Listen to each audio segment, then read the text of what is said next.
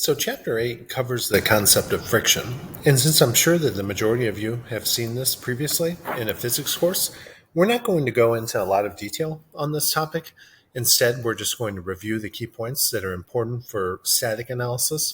And then in the second learning module, we'll kind of do the setup for your problem from Chapter 8 on part 2 of the final exam. So think about the scenario that we're showing in the top figure. Up until now, when we've thought about this kind of scenario, traditionally we don't have a horizontal force applied to the block. In an absence of a horizontal force, we've simply said that between the block and the surface upon which it rests, the surface upon which it rests must exert a normal force, which is perpendicular to that surface, in order to hold this in equilibrium and counterbalance the weight. However, immediately, when we apply a translational force that would actually tend to move this object to the right, we know that if it remains in equilibrium, there must be some force that's developed between the two surfaces that tends to oppose that motion. And that's exactly what friction is. Friction is just simply the force that's induced, in this case, to the left in the horizontal direction, in order to counterbalance the applied force P and keep this in equilibrium. Now, naturally, we know that although we've drawn these in 2 dimensions, these two surfaces are distributed and they're actually in three-dimensional space, right? They have a surface area. So what that means is that both the normal force and the frictional force are distributive forces. They actually exist kind of on a molecular level. We don't need to go into the details of why that is now, but if you take kind of an advanced, really like a second physical chemistry course, you'll look at the ideas of van der Waals forces. That's what this is related to. But really all that you need to know is we're taking these forces that are distributed across the entire surface area and we're modeling them as a single equivalent force, much as we've done in several scenarios up until now, including in the last chapter when we dealt with those distributed loads on the beams.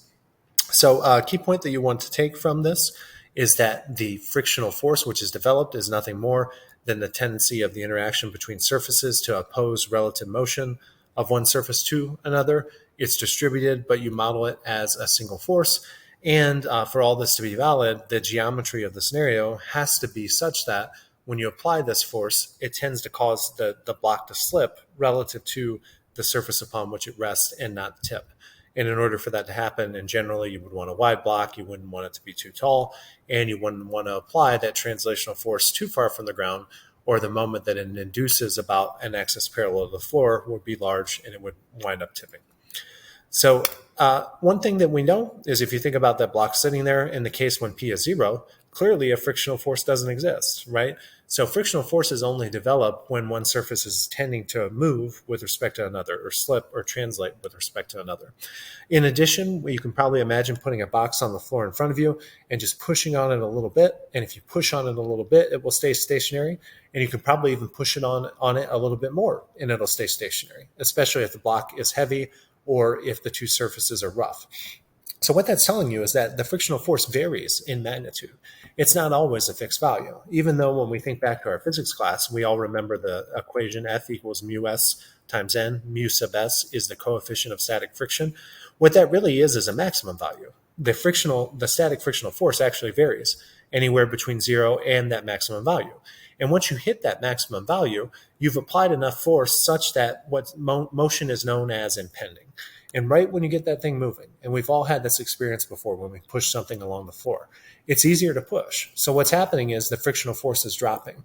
It's still proportional to the normal force. However, that constant of proportionality, now denoted as mu sub k, which is the coefficient of kinetic friction, that's less than the coefficient of static friction. So key point here is that the frictional force is not always just mu sub s times n if it's not moving. We need to account for the fact that it's just going to develop sufficiently in order to oppose motion. So let's actually see how this works. Imagine you had a 100-pound box with the coefficient of static friction between the box and the floor being equal to 4/10. You can pull it either directly in the horizontal direction, P sub a component horizontal, but also a component in the downward direction, P sub B, or even more with a component in the downward direction, P sub C, which would require the least force to begin sliding. We'll remember that to begin sliding, you have to overcome the maximum force of static friction. Another thing that this problem is trying to get you to realize is that you don't just always multiply the static friction times the weight to get that force. The maximum force of static friction is this coefficient times the normal force.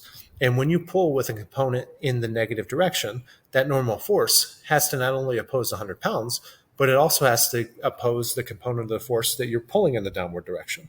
So the easiest way to pull is going to be directly in the horizontal direction. In that case, the normal force will simply be 100 pounds, and you only have to pull 40 pounds in order to get it moving. In these two cases, you're going to have to pull 40 pounds plus however much you pull the component in the negative y direction. In this case, we know we have a 10-pound block. The coefficient of static friction between the two surfaces is 0.3. So that maximum maximum value of static friction is 3 pounds. However, if we're only pulling at 2 pounds to the right and we know it's in equilibrium, well, just back to chapter 2, in order to remain in equilibrium, the only force that needs to be developed between these surfaces is 2 pounds to the left. So in this case, the frictional force is 2 pounds. It hasn't reached that maximum value of 3 pounds. If you think back to this curve, you're somewhere like here. You haven't went up to the maximum value yet. Last thing, if we have a ladder that is sitting on a wall here, naturally gravity is going to tend to want to move that ladder down. So the thing that we need to know is the frictional force is going to tend to oppose that motion. So if the ladder wants to slide down, the frictional force must be pulling it back up. So it's going to be directed upward and to the right. And of the three choices that we have, C is the only one that looks like it could have the correct geometry. So the answer is C. Last question I want to show you. This is kind of similar to the problem that you're going to have on your final exam, but we'll do that problem in more detail in the next learning module. One of the things that you need to be careful of when you work with these car type problems is to be able to translate the problem description to your free body diagram. So what they're telling you here is the back brakes are locked and the front wheels are free to roll. What that means from a modeling point of view is you can assume that the frictional force between the front wheels and the surface is zero. So these tires are completely bald. They don't grip at all. So the only frictional force that's going to exist is going to be between the wheels, the back wheels, and the actual ground. You will have normal forces at both tires. So let's talk about how this free body diagram would look. So point G is denoting the center of gravity of this car.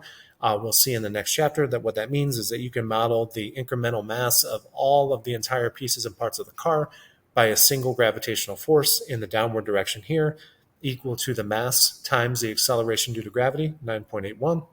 In addition, we have our applied force, which has a horizontal and vertical component. That vertical component will tend to reduce the normal force, making it easier to pull. In addition, we'll have the normal force at A, normal force at B, and frictional force at B.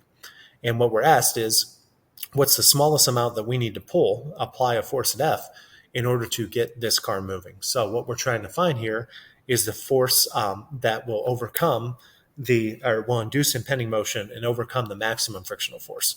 So remember I said earlier that the frictional force isn't always equal to mu sub S times N, but in this case it will be, because we're trying to find the force that we need to apply in order to just get this thing rolling. So think back to that graph that we showed earlier, this graph here. So we need that maximum frictional force in order to go from no motion to motion.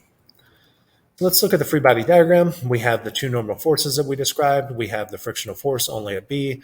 We have the weight of the car applied at the center of gravity. If we enforce horizontal and vertical equilibrium along with rotational equilibrium, usually when you do this kind of problem, you will pick to enforce a moment about one of the two tires. That way you can at least avoid computing the moments of one of the forces. Ideally, if for some reason you had a point at which two forces pass through, you would enforce it there. Here we don't. So some of forces in X and then Y is pretty obvious, so I won't go into those. You just got to decompose the applied force into cosine for X, sine for Y, and notice that's in the negative X direction and the positive Y. Negative X, positive Y, cosine, sine. In addition, when we compute the moment about A, notice that the X component of this force will tend to induce a rotation about A. It's going to be in the counterclockwise direction, and that perpendicular distance will just be the vertical separation between the ground and the point where the rope is tied on the bumper, 0.3. I'm really ticked at your book because I took this slide from them and they didn't have this 0.3 in there, and I had to redo the entire presentation when I got to the end. The vertical component of that force, right, it's going to have a perpendicular distance of 0.75, and kind of hold your hand up. I'm doing it. I have my camera off so you can't see me. That will tend to rotate the car in the clockwise direction, so it's negative. Don't forget the rotation that's induced by the normal force at B. It's going to be in the counterclockwise direction, positive. It's separated by the perpendicular distance in this case, which is just 1 plus 1.5.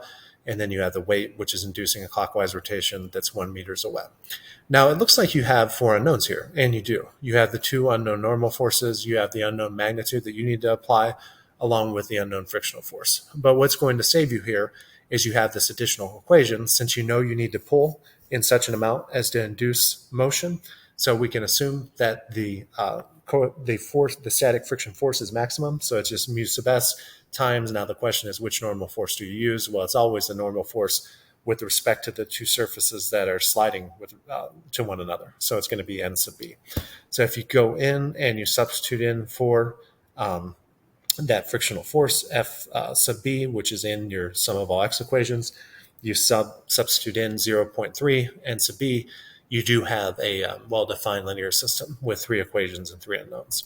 And you'll find if you solve those, you can solve for both the force that you need to apply along with the reactions at the wheels, which include both normals at A and B, along with a frictional force at B.